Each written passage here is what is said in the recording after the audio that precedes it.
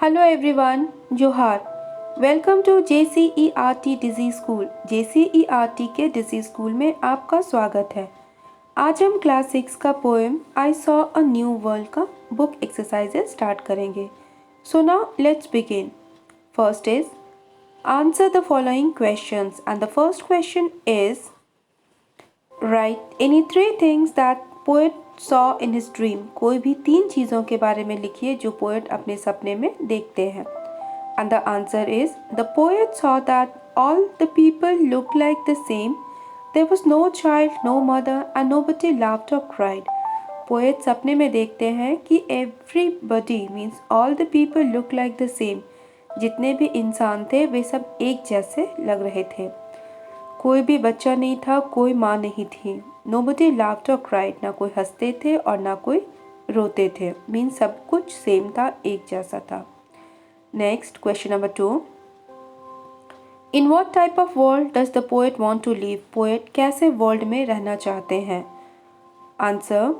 The poet wants to live in a world where things can happen and clocks can strike and where none of the people are made alike.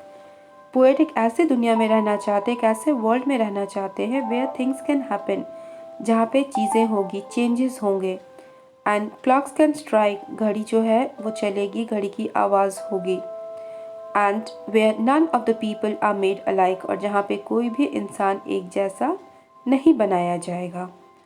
Third, how did the poet feel when he came out of his dream. Poet को कैसा लगता है, कैसा feel होता है जब वे अपने सपने से बाहर आते हैं तो। Answer, the poet felt nice when he came out of his dream. Poet को बहुत अच्छा लगता है जब वे अपने सपने से बाहर आते हैं। Fourth one, does the poet appeal to you by. क्या ये पोएम जो है या इस पोएम के जो पोएट हैं वो आपको कुछ सोचने के लिए मजबूर करते हैं क्या? तो स्टूडेंट्स इसका आंसर डिफरेंट होगा क्योंकि आप सभी की सोच जो है वो डिफरेंट होगी। So you all will have different answers, इसलिए आप इसको खुद से ही लिख लेंगे। नाउ नेक्स्ट वन, नेक्स्ट क्या है? Tick the correct option. Correct option को हमें टिक करना है and the question is I refers to whom। I किसके लिए यूज़ किया गया है? कौन कौन है इसमें? Child, mother, poet.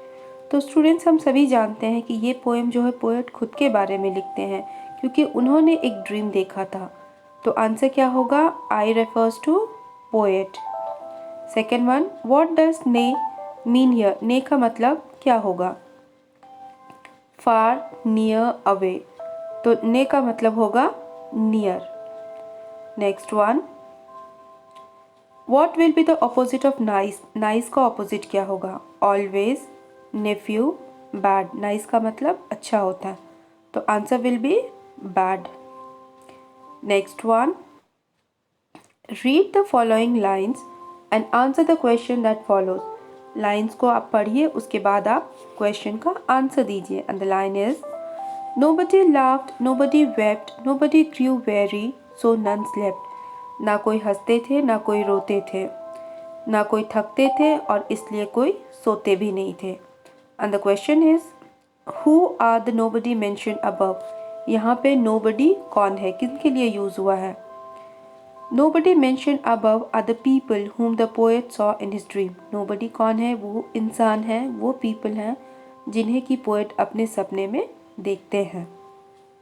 Second one, why did nobody sleep? कोई भी सोते क्यों नहीं थे? Answer, nobody became tired, so nobody slept. कोई थकते नहीं थे इसलिए कोई सोते भी नहीं थे। Next one, match the following antonyms. Antonyms का मतलब होता है ऑपोजिट वर्ड, आपको मैच करना है। Like we have blame.